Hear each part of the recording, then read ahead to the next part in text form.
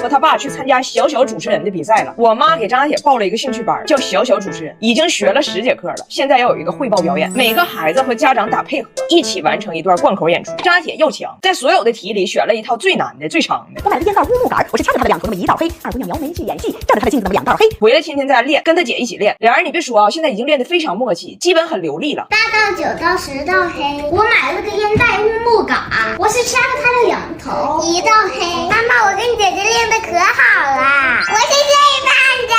那到时候可不是你跟你姐去，是你跟你爸去。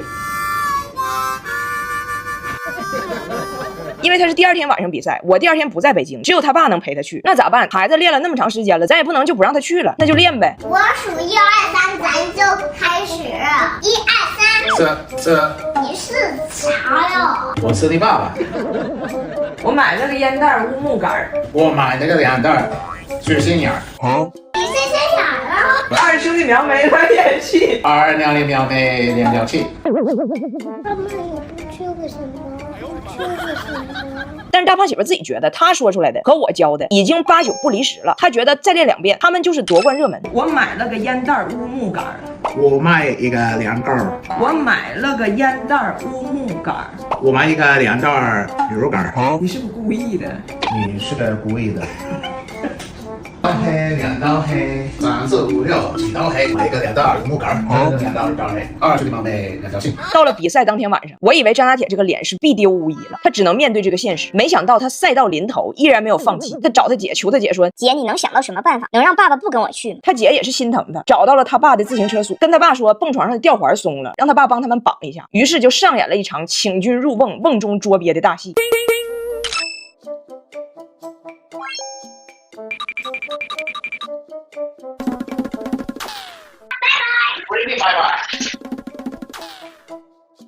你说这孩子这么有主意呢？关键是大脑发育黄金期把握住了。喝的飞鹤星飞分准锐，科学添加5大脑磷脂，其中 DHA、ARA 达到1比1.7黄金配比。飞鹤专研大脑营养，而且连续4年全球销量第1，大品牌硬实力，喝着也放心。到这儿，大胖媳妇也没想到自己跟张家铁的情绪是完全相反的。外边张家铁想的是，只要没我爸，我也许能夺冠；他想的是，我得赶紧逃出去陪儿子比赛呀，儿子没了我，比赛得完蛋。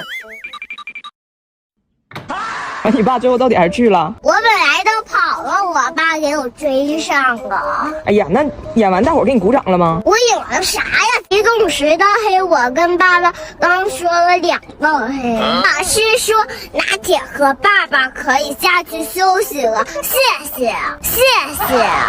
我和我老公被老师找家长了，因为我女儿在澳大，这个来自铁岭的奇女子，在伦敦他们小学组织的某自然科学博物馆的观展之旅中，说要把墙上的远古生物烤了。这个博物馆馆长是一个白发苍苍的胖乎乎的伦敦老太太，形象上懂行的人应该知道，也算是一个抽巴了的老雪人吧。一边解说着墙上来自远古的长得有点像章鱼的海洋生物复原图，一边问可爱的小朋友们，如果这个远古的精灵能重新回到地球上来，你会做什么？在其他小朋友给出我想和他进入深海玩耍，我想把他邀请到家中做小伙伴这种庸俗的回答之后，我女儿当着众人的面给出了一个镇馆之解，我想给他烤了。听到这个回答，这博物馆老雪人差点没让我姑娘吓化了，就 Oh my dear Lord， 这实在是有点不合时宜呢，我的小darling。完旁边有个可爱的小卢卡斯，还挺好奇，问我女儿你啥意思 ？barbecue 啊？我女儿说啊，要不留着他吗？卢卡斯说那直接就给 barbecue 了。我女儿说那肯定得先腌一下啊。卢卡斯说你看他那么老多条腿，你咋烤啊？我女儿说那个叫爪，爪用签子烤，脑袋铁板烧，脖子以下腰往上得用韭菜炒。所以老师跟我俩说嘛，说我们觉得呀，你看你女儿看到墙上这么可爱的小动物，第一个想到的居然是烹饪方式，我们得觉得跟你们沟通一下，是不是孩子有什么暴力倾向？我说实话，我听着心里我不能沟通。章鱼这玩意儿有什么可爱的？那我看着章鱼第一个想到的也是签的，但是我还是得配合着教育教育嘛。我说咋回事姑娘？我女儿说我姥和我姥爷在铁岭就是这么点菜的，一墙全是菜，冲墙就是点。我一听我立马懂我女儿了，这个不能怪孩子。东北的很多饭店菜牌的确在墙上，你比如你在缸里你挑只王八，然后你就看墙，你选择一个烹饪方式，你是蒸啊还是炸，好像没有炸王八的哈。所以我女儿属于思乡心切，就去博物馆看着一墙海洋生物复原图，当菜牌了。这是幸亏旁边没有什么鸽子鹌鹑之类的，要是有她肯定要给人掩埋了。所以我就跟老师解释，我说这个展墙啊，的确有一定的乡愁的因素在，我们确实是朝墙点菜。老师说，但是你女儿不光是这一个事儿。前几天学校组织所有学前班的孩子一起去一个农场，然后就有一个环节，就是农场派出几个刚出生的鸡宝宝、鸭宝宝和鹅宝宝，让孩子们都抱一会儿。结果我女儿太会煽动情绪了，整出一群马仔。这个 Tiger Wolf Language 在英国西海岸出圈的。那天我女儿抱只鹅，卢卡斯抱只鸡，伊莎贝拉抱个鸭子。回去之后写作文，你想对你抱着的动物说什么？这仨人写的都是我想给他烤了，就是伦敦考试收俩学徒等于。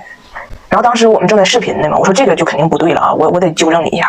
然后我旁边坐着我爸，就冲着墙点菜那孩子他姥爷，他姥爷直接就替我纠正了，翟耀达你这不对啊你，这里边就鸭子能烤，大鹅那玩意儿不得炖吗？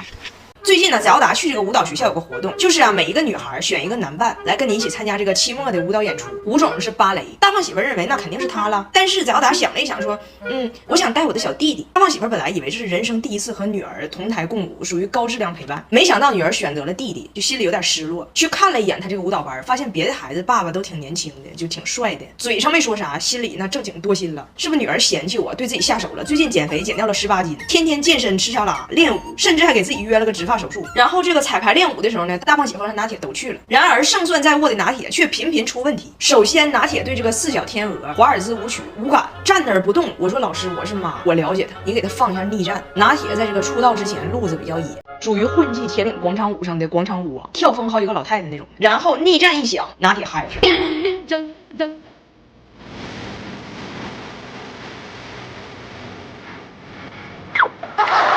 这是第一个问题，音乐的错位。第二个问题呢，就是拿铁无心搞艺术，一直忙于社交和普及东北话。翟耀达的好朋友被张拿铁撩了个遍，人家小女孩认认真真给他讲天鹅湖的故事，就说后来这个白天鹅啊，这个 Swan 他带了。拿铁问白天鹅为什么嗝屁了？嗝屁了，为什么嗝屁了？不出一会儿，满场东北话。参加芭蕾舞演出的一群小白天鹅，现在都是炖大鹅的味儿，炖大鹅的味儿。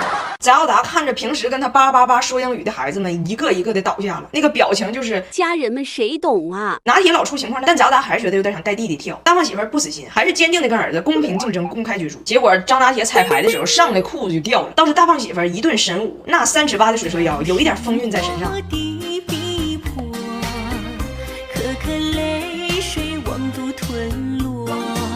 他不是我爸，不是你他，不是你他。回到家，翟耀达还是在纠结我到底该选谁。大胖媳妇没有气馁，平时啊告诉翟耀达你得自己做家务，现在他爸都包了，那衣服洗的锃光瓦亮。我说你别的洗的不错，但内衣手洗老洗不干净。你用好爸爸内衣露，不光洗得干净，还是专为有孩家庭研制的，护肤级水润质地，不含有害化学物质，亲肤无刺激，对皮肤更友好，低泡一漂不残留，温和保护你的细皮嫩肉的双手，省时省力更省心。好爸爸真不错。然而翟耀达似乎就不为所动。父亲节的前夜，大胖媳妇觉得自己跟女儿登台共舞这事儿无望了，挺失落。结果翟耀达过来跟他爸说，爸爸，你知道吗？我带着弟弟就只是想显摆显摆，我肯定会选你的。我知道明天是父亲节，还特别暖心，给他爸写了一封信。这写啥了？我看不懂。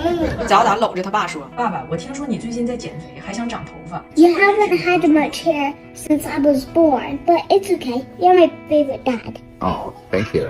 我说啥呀？听不懂，听不懂。父亲节，大胖媳妇和翟耀达上演了父女共舞小天鹅。虽然得穿成这个样子，但大胖媳妇还是非常开心。踮起脚尖